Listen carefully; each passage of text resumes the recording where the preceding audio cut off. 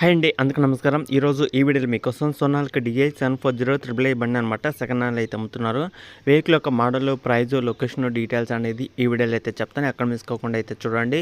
కొత్తగా చూసే వాళ్ళు ఎవరైనా దగ్గరలో ఉన్నా సరే వెళ్ళి చెక్ చేసుకోవచ్చు అనమాట.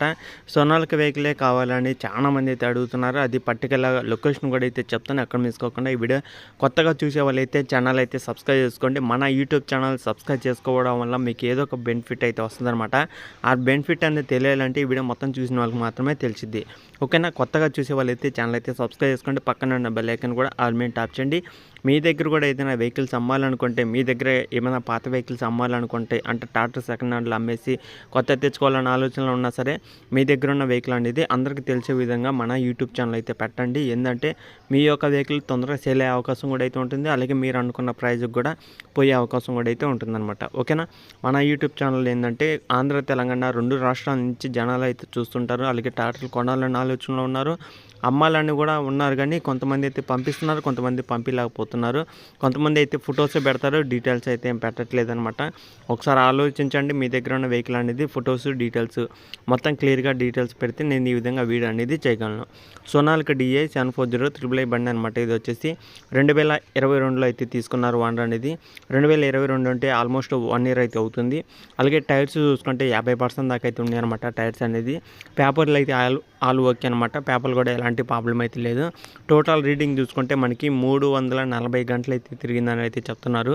ఆల్మోస్ట్ 1 ఇయర్ అయినా సరే మనకి 340 గంటలు మాత్రమే తిరిగింది.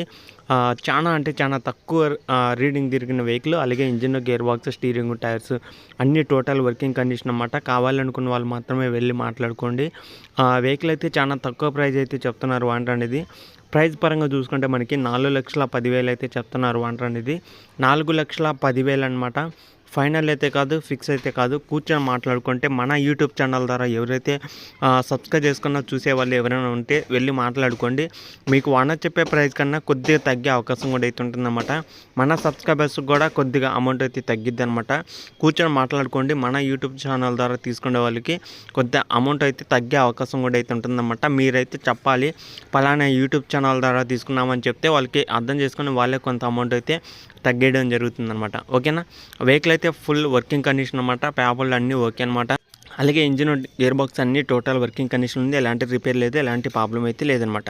వెహికల్ ఉన్న లొకేషన్ చూసుకుంటే ఇది ఆంధ్రప్రదేశ్ నెల్లూరు డిస్టిక్లో మర్రిపాడు అనే మండలంలో అయితే ఉందన్నమాట.